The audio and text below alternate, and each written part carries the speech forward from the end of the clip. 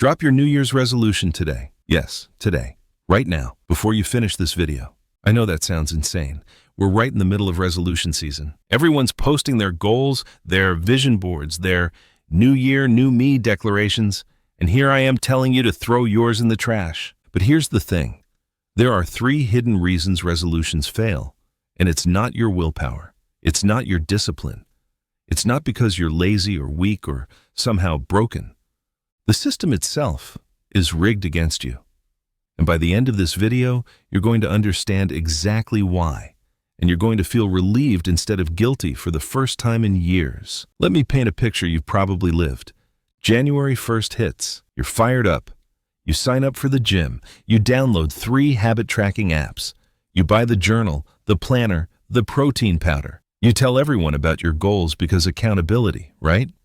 Week 1, you're crushing it. Week 2, still going. Week 3, you miss a day, then 2, then a week. By February, that gym membership is just a recurring charge you're too embarrassed to cancel. The habit tracker becomes another app you swipe past. And that journal, it's collecting dust somewhere between your nightstand and your shame. And then comes the worst part, the guilt.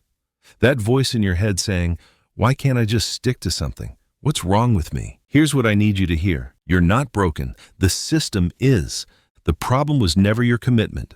The problem was never your character. The problem is that New Year's resolutions are fundamentally designed to fail, and nobody told you why. Until now. Let's break down the 3 hidden reasons your resolutions keep crashing and burning. January 1st feels like magic. Fresh start, clean slate, new chapter. The calendar flips and suddenly you believe everything is different. But here's the brutal truth. Nothing actually changed except the date. Your environment? Same. Your schedule? Same. Your stress levels? Probably worse because you just survived the holidays.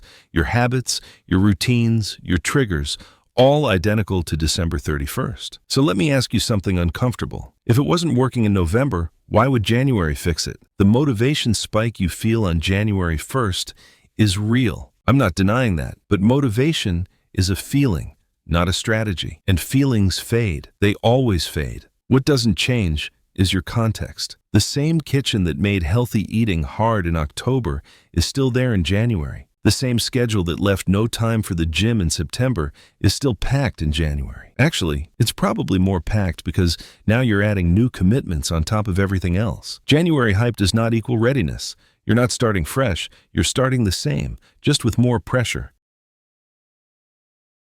Lose 10 kilograms. Save $10,000. Read 50 books. Sound familiar? These are classic resolutions. They're also classic failures. Here's why. Outcomes are lagging metrics. They show up at the end, weeks, months, sometimes years after you started. You can do everything right for 30 days and still not see the number on the scale move. You can save diligently for months and still feel far from your goal. And when you don't see progress, you quit because the only feedback you're getting is not there yet, over and over. Not there yet. That's demoralizing. What actually drives results are leading metrics, the daily behaviors, the small actions, the process. But resolutions skip straight to the destination without mapping the route. Lose 10 kilograms tells you nothing about what to do tomorrow morning. It doesn't tell you what to eat for breakfast. It doesn't tell you how to handle stress eating at 9 p.m. It doesn't tell you what to do when your coworker brings donuts. You're measuring the wrong thing. You're obsessing over the outcome while ignoring the process. And then you're surprised when the outcome never arrives. It's like checking your destination on Google Maps every 5 minutes, but never actually looking at the turn-by-turn directions. You know where you want to go, but you have no idea how to get there. Here's the cruelest irony of New Year's resolutions. You're trying to build new habits during the most chaotic, depleted season of your entire year. Think about it. You just survived the holidays. Family stress, travel, disrupted sleep, irregular eating, financial pressure from gifts and expenses. You're exhausted. Your willpower tank is running on fumes.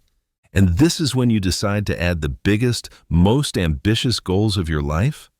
Willpower is a finite resource. Every decision you make, every temptation you resist, every new behavior you try to install, it all draws from the same tank. And that tank is already empty in January. But it gets worse. Big goals create friction. And here's something nobody tells you. Friction beats motivation over time. Every single time. Motivation is a sprint. Friction is a marathon. And friction always wins. When your goal requires you to wake up earlier, drive to a new location, learn new skills, change your entire routine, that's friction. And every point of friction is a point where you can fail. You're not losing to laziness, you're losing to physics. You're trying to push a boulder uphill during an avalanche. So here's what I need you to understand. Dropping a failing approach is strategic, not lazy. Let me say that again. Dropping a failing approach is strategic, not lazy, not weak, not giving up. If you're using a map and the map is wrong, you don't walk harder. You don't blame your legs. You don't feel guilty about your navigation skills. You get a better map. That's all we're doing here. We're getting a better map. The guilt you've been carrying, the shame from all those abandoned resolutions, that ends today, because now you know the truth. You weren't failing. You were using a broken system. And recognizing that a system is broken, that's intelligence. That's self-awareness. That's the first step toward actually changing your life. Now, I'm not going to leave you hanging. Knowing why resolutions fail is only half the battle. You need to know what actually works. That's why I'm creating a follow-up video. A complete system that sticks in 30 days. No willpower required, no January magic, just 2 simple rules that beat every resolution you've ever made. I'll give you the exact template, the daily structure, the identity shifts that make habits automatic instead of exhausting. But for now, let me give you something you can use today. Here's your one action for today. Just one. Takes 60 seconds. Delete the vague resolution. Get healthier. Be more productive. Save more money. Gone. Delete it and replace it with one identity line. Here's the format. I'm the kind of person who walks every weekday at 7 a.m. for 20 minutes. I'm the kind of person who reads every weekday at 9 p.m. for 15 minutes. Notice what's different? It's specific. It's behavioral. It's identity-based. You're not chasing an outcome, you're becoming a person. And people don't break their own identity. Write that line down. Right now. Pause the video if you need to. This is your new foundation. Now, I know some of you are thinking, but goals motivate me. I need that big vision to get excited. I hear you. And I'm not saying abandon direction. Keep the destination. Keep the dream. Just switch from goals to systems. Know where you're going, but focus on the vehicle that gets you there. The vision stays.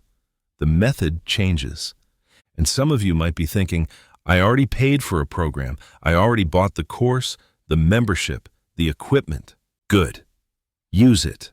I'm not telling you to waste your investment. I'm telling you to change the cadence and the environment. That program you bought? Maybe you don't need to do it every day. Maybe you do it 3 times a week. Maybe you do it at a different time. Maybe you do it in a different location. Same resource, smarter deployment. The money's already spent. The question is how you use what you have, not whether you use it. Let's bring it home. 3 reasons your resolutions fail. The timing illusion. January changes nothing but the date. Outcome. Obsession. You're measuring the destination, not the journey. And the willpower tax. You're building habits when your tank is empty. None of these are your fault. But now that you know them, you can do something different. Drop the resolution. Write the identity line. And wait for part 2, where I'll give you a complete 30-day template that actually works. Now I want to hear from you. Drop a comment below and tell me, which of these 3 reasons hits hardest for you? Is it the timing illusion, the outcome obsession, or the willpower tax? I read every comment, and your answer might shape what I cover in the next video. Subscribe because we want to help you become better with every day. Part 2 is coming, and when it drops, you'll have everything you need to build habits that stick No resolution required. I'll see you there.